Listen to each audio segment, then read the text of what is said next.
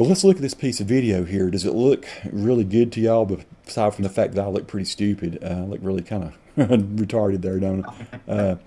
I'm going to go ahead and I want to change this tone a little bit, make it look a little brighter, a little more colorful.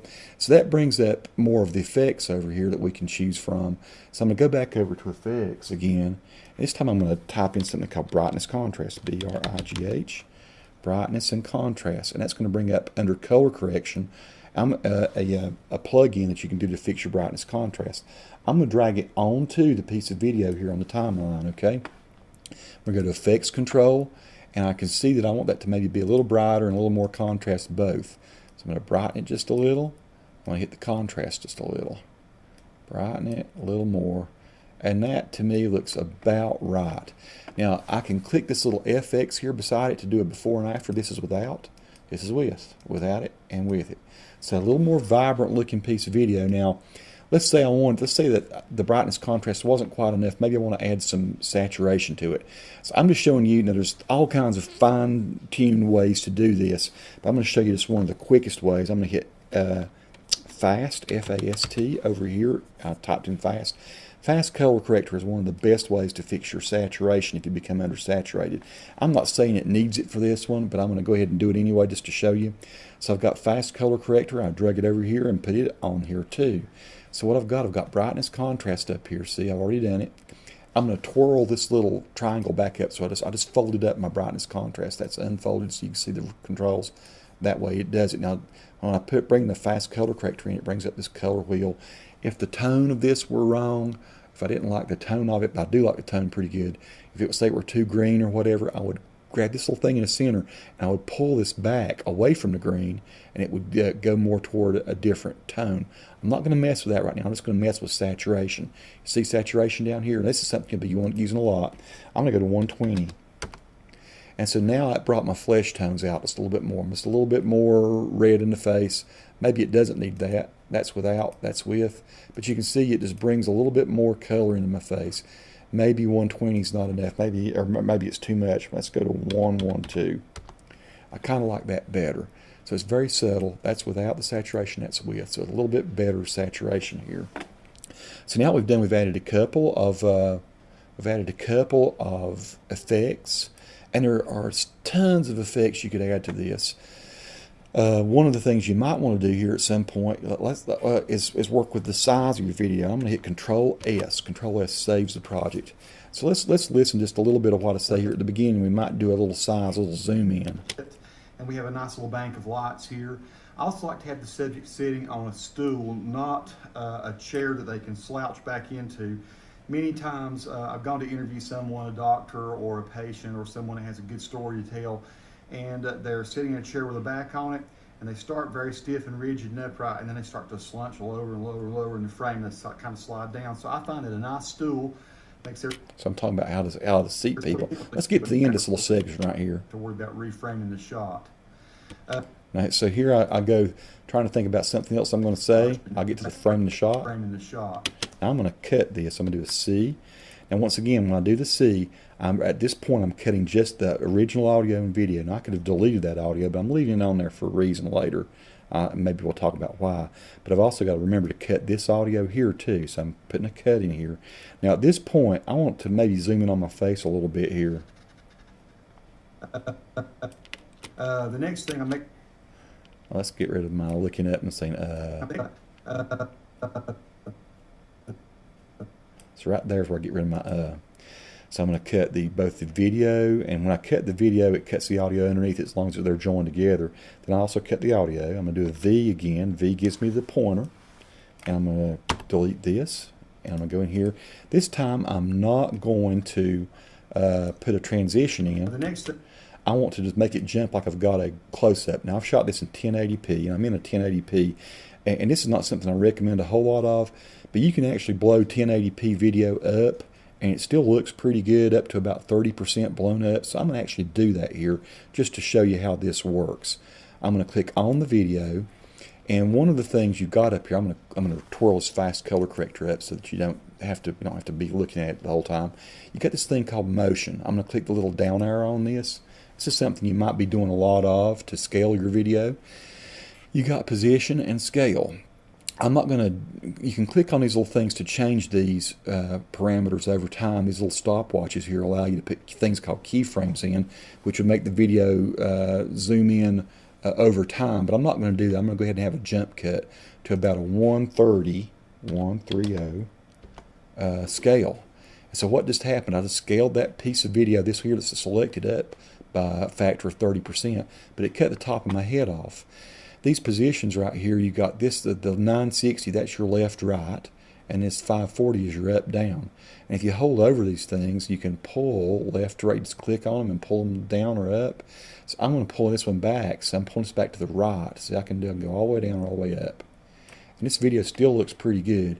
So what I want is I want this to happen here, where I'm talking here, and then we zoom in for a little tighter, we've changed to a new subject, so we have a little tight jump cut here to my face, a little closer up. So here we go. Reframing the shot. The next thing, I make sure the microphone is out of the field of view, but if it is... Okay, so you see there you go. Now, if you're watching this, it probably looks a little fuzzy when I'm playing. That's because to save computer resources, you've got this button over here that shows your playback resolution. Right now I've got it set to 1/4. If I've got it set to 1/4, then I can render out all these effects and things I've been doing. It doesn't like eat up so much of the computer's memory. You can set that to be full. Now, right now actually we're in paused mode and we're looking at it. In paused, I could be full resolution. There I am. I can right click on this again. I can go back to playback resolution, and I have got playback resolution set to full now. So I don't always recommend you do that unless you have a very powerful computer. You've actually got a paused resolution too. Right now it's set to full. Full is okay for paused usually. For playback resolution, I recommend going to 1/2 or 1/4 or even less than that if you can stand it. So when you're watching it, see how fuzzy it looks? That's because I just have that on there. If you do a whole lot of different effects or you have a whole lot of video layers, it can become very hard on your computer. So I'm going to hit Control Save again. So now what we've done, we've learned how to apply some effects, we've learned how to edit some audio, synchronize it up, we've learned how to apply some transitions, and we've learned how to do some scaling. I think that's probably enough for part 1 of this, and we'll do part 2 here in a minute. Or I'll do a part 2. This is Premiere Pro CC, just how to get started, and I hope this has helped. You can start editing video right away and putting together your production. Now, the one thing I will say, I'm not going to make anything more fancy out of this. Let's say we want to end this video right here for this statement. I'll show you how I go to mask that out. Okay, so for purposes of this video, I'm going to show you how to at least get your video out to the world. Let's say that you've done this much, and we've not done a whole lot of fancy anything. We just got started. We've got all this other video still to edit. I'm going to do this. I'm going to Control V. I'm just going to pull this out of the way for a minute. Now, the reason I'm doing this, I'm going to show you how to output this. Let's say that this were the end of our video. It's not. It's just a 1 minute, 48-second video. But we're just getting started again. What you have here, you see you have this mark in, mark out. This is the same kind of thing that you have when you go over here, but this is your output. This is what you're going to go to the world with here. This is where you show all your edits, right? So let's say this is the end, and maybe I want to let this fade out at the end. I'm going to go back over here. I'm going to the effects. I'm going to do the cross again, CROSS, and I'm going to put a cross dissolve on here. And it's going to fade to black. And I want this to be the end of my video, right? So where I fade to black, I'm going to go up here, I'm going to do the mark out, and look what happens. This right here turns light gray. All this is still dark gray.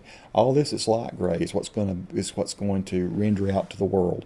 So now we got this video. I'm going to show you kind of how I do that. There's dozens of ways you can output, but let's guess that most people are outputting to YouTube. So it doesn't matter where this is now. What matters is what's gray here, right? So, and I have to have this window selected. So see this yellow around here? That means that this window is selected. You don't want to have this selected or this selected or this selected. You want this selected. Now I'm going to go to File. I'm going to say Export Media. And here we go. Now, it's showing me a black window here, but I can grab this little thing and pull it back here and we can see our video, and it's going to show me what's going to be rendered out. And you see here the yellow, it's just going to do the in to out that we just set there. The beginning to this part right here is where I set that output just a minute ago. And your source range is sequence in to out. Now I could do entire sequence. It would do all this black in here, and it would do all the rest of this we haven't edited, but I don't want that. I want to keep that sequence in to out. So how am I going to export it? Usually for YouTube, you're going to pick H.264. It will come up with a whole bunch of different selections, ways to do it. I always pick H.264 for YouTube. Right now I have a custom setup. There's all kinds of different ones here. So you can go in here and pick some of their selections, by Apple or HD. What I typically do, I like to go to, I like to go to HD 1080p 2997, because that's what I've shot in. I've shot in 2997. Now let's say you shot in 24 frames per second or whatever. You might want to pick one that matches that. Now consequently, you can also do, I'm pretty sure up here it will allow you to do match source. You can do match source high bit rate. See, that actually matches the source of what you've been editing this week. Let's pick that one for now. Now there's one thing I don't like about this.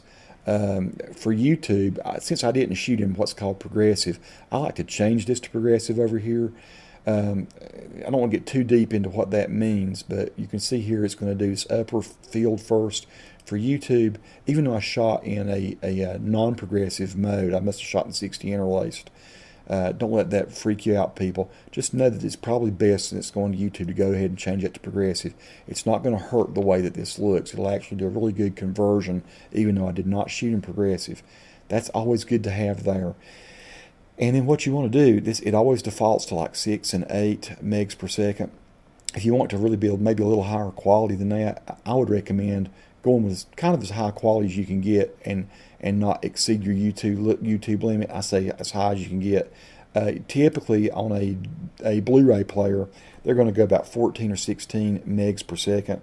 I'm going to go ahead and put 14 in here. Automatically it's going to change that bottom one. And since we're doing a variable bit rate pass here, I might go up to about 18 on this. So what it's going to do, it's going to take that minute and a half and make it a 187 megabyte file. I'm going to look at my little audio over here. See, I'm on the video tab to check this. See where all that is progressive. I changed that. I choose that, and it's changed to custom up here. But I'm just doing what's worked well for me over 500 YouTube videos, plus, Lord, probably 1,000 more at work. These settings work pretty good. I would try to get always about 12 or 14 megs if you can. You have a YouTube limitation of 2 gigs at this point. So if you're shooting like a 30-minute piece of video or 20-minute, you got to be cognizant on down here. You don't want to exceed 2 gigs. No problem here with this piece. So I'm going to look at my audio, and it's going to give me some very high quality audio, 320 kilobytes per second. You can leave that if you want to, especially if you're all right. That's good to have the better sound. Usually I'll try to go to at least 160 or 192, but 320 is fine. Just leave that. Now I'm going to click on this little output name, test sequence. It's going to tell me where it's going to go, and it is going to the right folder. So I'm going to go ahead and say let test sequence say OK. I'm going to say save. Now all I have to do now is click export. Now we'll talk about you got a queue in here too. Let's say there are 10 videos you want to render out and just leave them rendering overnight. Then you would deploy them to the queue rather than this export. Since I'm just doing one video, I'm going to hit export. First thing it's going to do, it's going to export your audio. You're going to think, wow, my video is rendering really fast. But no, what it's doing, it's creating the audio for it first. It's going to take a little while for this to happen, folks. And what I'm going to do, I'm going to speed this up. I'll cut from here to where the video is finishing rendering up so it doesn't take too much time. This may take 4 or 5 minutes here with the computer that I'm using. Okay, so now we are in the middle of the video render. It finished the audio and it's working on the video. Now, naturally, the more video you've got and the more effects you've put on it, and the more color correction, the more transitions and things that you've used, the longer it's going to take to render out. Sometimes you'll have a video where you've not done anything but just cut the video and maybe put a little bit of audio on it, or maybe you've just used the audio off the camcorder, which is what I did on that first little clip where I'm just showing the green screen environment. And it won't take long at all to render this out. But like right now, this is taking a while because I put some effects on there. I put some color correction. I did some saturation. You saw that, brightness, contrast, and things. And it's applying all those filters to 30 frames per second. It's also converting 60 interlaced video, which is what I shot in, probably by mistake. And it's turning it into 30 frame per second progressive, which is just a different type of video. I'm not going to get into the science behind how we have interlaced video or progressive video, but I'm turning it into a progressive, which is 1920 this way by 1080 this way. And we're almost finished here. So as we approach 100%, I'm going to tell you one thing about this. When it gets to 99%, sometimes it'll hang for a little while it writes the file. So you'll think you're at 100%, but you're not really at 100%. Just wait when you get to this point. Wait for this dialog box to go away. It's still writing the file. There you go. Now we're finished. Now I can actually open this file. Let's take a peep at what we've edited. And here's my test sequence. And so there we go. And you know what I did wrong? I did something wrong here with my edit. Do you hear any audio? It's because I turned that audio off. And I should not have turned the audio off on this point. So we just learned something. I just learned something here, and you'll learn from it too. We'll close this one. Let's re-render this. So here's what happened. I muted the audio. I'm not hearing what I'm supposed to be saying here. So I'm going to unmute this so we can hear. This is where I'm talking with the camcorder audio. I didn't have the mic. So what I really need to do is turn the audio off on these here where I'm using my good audio. I'm going to highlight all this. I'm going to right click on this. I'm going to go to audio gain. Now I could delete that audio, but the best thing to do is like say -80. So now all the dBs are gone from that. I've got audio here and then it segues over and I'll just hear the audio here. And I'll give you some of my tips that I like to use with video editing. Okay, first of all, I like to have the subject well. Okay, so I also realized maybe it needs to be just a little bit louder, so I'm going to hit, I just stretched over my audio. I'm going to right click again on it. Audio gain, I did 3 dBs a while ago. I'm going to do that a little bit more. I'm going to do 6 dBs. That's increasing the audio. So now we go from this sound with video editing. Okay, first of all, I like to have. That's pretty good. I'm going to re-render this again. Make sure I've got this timeline selected. File, export media. And it should have my same settings defaulted from the last time. We can check that and see, and it does, 14 and 18. So I'm going to hit export. Again, it's going to be called test sequence 1. It's appending that because it knows I've got test sequence in there already. That's okay. This keeps from deleting the former one. This one will go pretty quick. Okay, so I've just re-rendered this video and it's just finishing up. And this time our audio should be correct, and so we'll test that again. Here's the test sequence. Here's the old one. I can delete this one, so I'm going to just do that. Delete. Yes. And this one now should have audio on it. Hello everyone. I thought I'd do a little blog today about just shooting a really good interview, making it sound nice and editing it well. Around behind here, sometimes we do green screen. You can see we have a whole wall that's green. Okay, first of all, I like to have the subject well lit, and we have a nice little bank of. Now it looks like the audio's out of sync there. It's really not. It's because I jumped around in Windows Media Player. Sometimes Windows Media Player will lose the synchronization, but if I start that from the beginning, it's all synced just perfectly. So that's how we get started. Now the things I've not touched on based on yet are some of the beginner things are titles. Titles are real important. I'm also going to show you how to layer some video. It may be a couple days before I post the next video in this little series, but I want to give people just the rudimentary tools to open up Premiere Pro CC, get started. We want to bring some photos in, show you how you overlay photos onto these things. These are all lessons that are coming up.